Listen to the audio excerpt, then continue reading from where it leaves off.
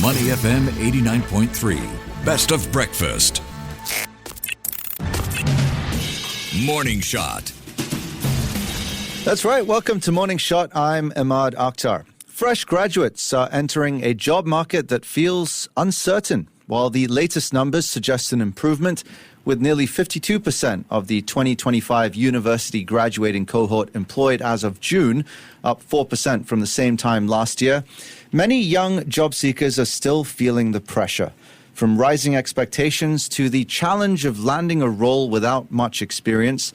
The transition from classroom to career can feel daunting. So how worried should graduates really be, and what can they do to navigate the changing world of work? Joining us to break it down are two guests. In the hot seat first, we have Loh Pui Wah, independent business consultant and career coach. He is also the former director of NTU's Career and Attachment Office, a position he served in for over 16 years. Pui Wah, good morning. Good morning. Thank you for having me here. Yeah, thank you for coming on. Great energy. And he's joined by a YouTube star, Kian Boon, host of Red Dot Perspective. If you haven't checked it out, check it out. He's also an adjunct lecturer in trading risks at SMU. You've got quite a wide variety of skills there, so Good morning. Good morning. Thanks for inviting me. Yeah, thanks very much for coming on to you both. Pui Wah, let's start with you now. Looking back on your time as director of NTU's Career and Attachment Office, and now as a career coach, how has the graduate employment landscape changed over the years, and what's remained consistent in terms of what grads need to do to succeed? Well, that's a very good question. Having seen over the last 16 over years, but consistently, certain graduates, in fact, most of them generally, I would say, that are still looking very much at starting pay as when they entered into the job market. That has not changed even now during this period. And of course, they was also concerned whether or not the job that they are going into give them the kind of career progressions and promotions that they need. So that has been consistent.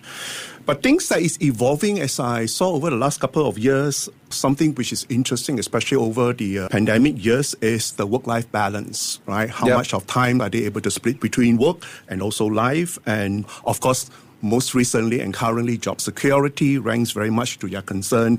And last but not least, in the view of continuing education and training, how should my skills, their skills, be able to keep up with the changing demands in the dynamic world of work? Yeah, all very valid points. I think in particular, Gen Z are looking at trying to encourage their employees to give them more of a hybrid arrangement when it comes to work. Right. If we move on to you, Kian Boon, the employment rate for this year's graduating cohort, as we heard earlier, nearly 52% in June, up 4 percentage points from the same time last year. What do you make of that number? Do you think we're seeing signs of a real recovery? 4% improvement is a good headline number, right? But if half the house is burning, it's still burning, right? So not a great look. I think to Mr. Loh's point, right, when he talked about the fresh graduates, one of the things I admire about the Gen Z generation these days is that they know what they want, right? So they value things like working from home, a hybrid work arrangement, high salary, and they go for it. So some of that 51.9% number that we read as a headline number, it embeds some of that thinking. Because if you look at some of the stats, like employment numbers may be going down for graduates, but median salary is still going up. So that suggests that maybe fresh graduates are a bit more discerning about what they want, so they wouldn't settle for something less than ideal. And that takes time. So some of that is now manifested in that number. Yeah, so maybe for the reasons you explained, Minister Tan See Leng has recently urged grads and parents to stay calm about the job search. Pui Wah, how do you interpret the government's messaging here, and how do you think it's being received by young job seekers on the ground? Obviously, they are anxious. In my current work, still with the graduating students, many of them who came to me and were just saying worried about what will be the job prospect. They have seen their seniors in 2024 and those kinds of numbers. So many of them are beginning to start looking for a job even in the beginning of the year. So that kind of reflects the jump of about 4%. But as Minister says, it's still early stages, it's still a snapshot. We still have to see what will be the second half of the year pans out. Will the jobs continue to remain relevant for graduates that is coming out, which is right now? Yeah, speaking of relevance, we've heard a lot about the so-called experience gap where even entry-level roles ask for prior experience. I remember taking on a number of internships before embarking on my first job. From your experience working within the university system, Pui Wah, how can institutions and employers work together to close that gap? In fact, right now, it is more pertinent simply because of the dynamic changes, right, of the requirements in work. Gone are the days where you graduate and straight away the job roles is ready for you. So the dynamic landscape right now requires employers and universities or Institute of Higher Learning to work closely together. So some of the initiative which we are pushing, the work study, getting more experience, multiple internship, do work, because it offers you a broader spectrum of the skills. So it's no longer just simply one skill, but multiple skills, and that gave you a hedge towards the dynamic roles that requires, even for the roles that you were hired for from the beginning. Kian Boon, would you say gap years are still in vogue? You know, traveling, widening your perspective, coming back with a fresh mindset, or going overseas, taking a course, or even taking a short course here for that matter, to improve your skill set in the event that you don't feel like you're ready for an entry-level job? I think if your motivation is to expand your horizons, I think it's a great idea. But if you're doing it to mitigate the current situation in the employment market, it's probably not going to work out well. Yeah. Because by delaying it, say 1-2 years, you're essentially going to be competing with future cohorts for essentially the same number of roles. So that's going to be a problem. Yeah, but I think if you're trying to upgrade your skills, right, I think that is a good thing. But one of the things I keep thinking about for the fresh graduates is that I almost feel that they're being gaslighted, right? It's like they went through 3 to 4 years of formal education, and for them to then graduate and feel that they may not qualify for roles, entry-level roles, that to me is a travesty. And then when I think about the problem itself, right, I wonder whether this is an upstream or downstream problem. Where is it a lack of skills at the fresh graduate level, or is it a case where the employer's expectations are too high? And this has not been clear to me, because that would then frame how the solution is then designed to solve the problem. So I guess a question more of whether the expectations are meeting the reality. To that point, how does this issue tie into wider social concerns about opportunity, about meritocracy, and essentially about how ready young Singaporeans feel for today's workforce? I mean, if you think about it, Singapore's compact has always been that education leads to upward mobility. So if people come out of university and feel that they cannot achieve what they want, right, that's going to have downstream effects on things like having children, starting a family, and things like that. So, yeah, that's a concern. So aside from, you know, possessing the requisite skills, Pui Wah, in terms of practical strategies, what kind of approaches or mindsets tend to help grads succeed in uncertain job markets? Is there such a thing as being too choosy with the first role? I think in these moments of time, you can't be overly choosy, right? With every opportunities comes a long queue of people. Do not forget, not only are there local graduates that is looking for the same job, overseas Singaporeans are also returning, right, because of the current global crisis. So on a very pragmatic basis, graduate students need to have, in one sense, a more flexibility and adaptable. It doesn't mean that you are trained in a particular skills. You can't pivot to another industry who is still growing, who is still hiring. Unfortunately, not all industries are growing simply because of the prevailing climate, but there are still emerging industries that your skills can be pivoted, can be transferable, and those are the jobs that you should go for. And do not just simply relying on the job portals, because job portals are open to all, and there will be hundreds or even thousands applying for the same job.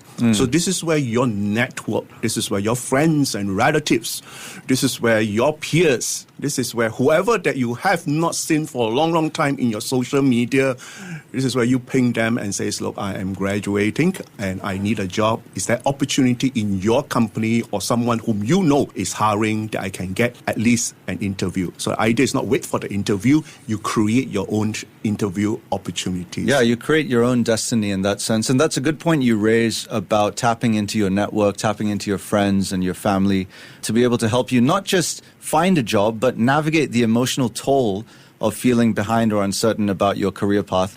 From that perspective, Kian Boon, how can we better support grads? I think there has to be, better communication and messaging around how they feel supported. If I listen to what Minister Tan See Leng said, right, his message actually resonated around 3 main ideas, right? The first, he told people to calm down. So that's it's a whole reassurance thing. Yeah. Then he told them to keep an open mind, which is about adaptability. And then the last part, he talks about support. I think one of the things that doesn't really resonate with fresh graduates or the younger generation is that if the blame is placed on them, that it is a matter of lack of skills, a lack of experience, that's going to be a challenging message for people to accept, even if that may be true, right? But on the employer side, right, I think more needs to be articulated on what the government is doing to support that side of the equation. So, for example, there is talk about having HR certification to help HR practitioners to be more discerning on experience versus skills, for example. But that is really just at one level, at the corporate level, right? How about the rest of the organization, the management level? So more messaging needs to be around that so that people can feel supported. Because it is my belief that the government is doing its best to help to support fresh graduates. But the messaging out there doesn't seem to resonate at the moment. Yeah, to the point of messaging, what role do you think public communication and storytelling through platforms like the one that you host, Red Dot Perspective, play in bridging the gap between policy messages and how people interpret and respond to issues like employment and economic uncertainty? Online platforms like mine, right? I mean, broadly, I call them podcasters. So there are two kinds. So there's the interview podcasters, and then there's the analysis ones. So the interview ones are great because they are a form of a feedback mechanism. So someone like Minister Tan See Leng, in a 1-hour interview in front of a large panel of very serious people, can only put up the key talking points. But interview podcasters is able to then bring out some of the messages in a more personable way that allows people to understand what is the intent between policy and reality. And at the same time, right, this is also a feedback mechanism because the same podcaster could interview people on the ground. So, for example, right, if the minister were to say that there is an increased hiring in skills-based methodology, which is a great messaging, but it's very high level, it's hard to understand. Whereas somebody on the other side of the equation, the student, could say that, look, I've been looking for a job for 12 months, but yet all this entry-level role requires 3 years of experience before they even consider me. So that disconnect can be connected through the interview podcasters. Yeah. And then the analysis ones, right, these are the ones that look at the data and break it down into piecemeal so that people can understand. But in the case of employment, I think that is difficult because some of this data is not granular enough to analyze. Yes. So there is a push, at least on the podcaster side, to try to get more transparency in the data so that analysis can be done. Yeah, fair point. The flip side of that is that you're also exposed to, let's say if you're glancing on YouTube or other online sites, a sea of opinions which can be overwhelming. So how can grads navigate that?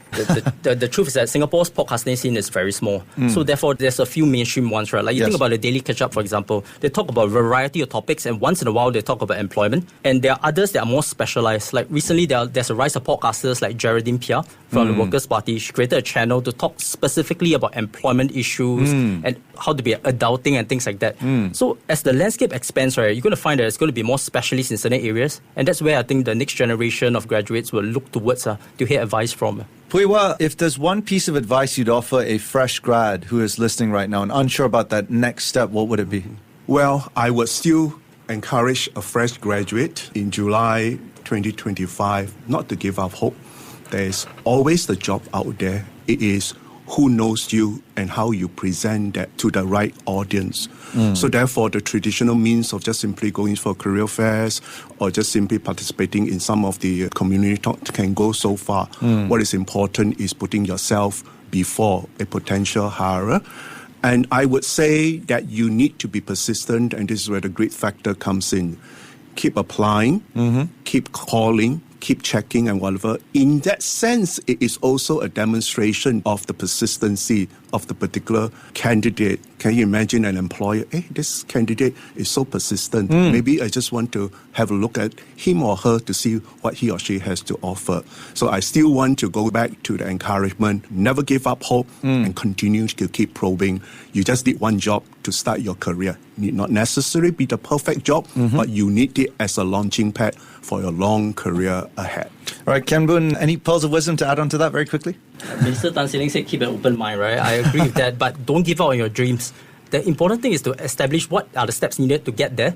And if it means taking on a contract role versus a permanent role in order to fulfill a checkbox to do the job that you want, do that. Fair enough. Perseverance, don't give up on your dreams. Pearls of wisdom from Loh Pui Wah and Kian Boon. Guys, thank you so much for your time this morning. Our pleasure. Thank you. Stay with Money FM 89.3. To listen to more great interviews, download our podcasts at audio.sg or download the audio app. That's AWEDIO, audio at the App Store and Google Play.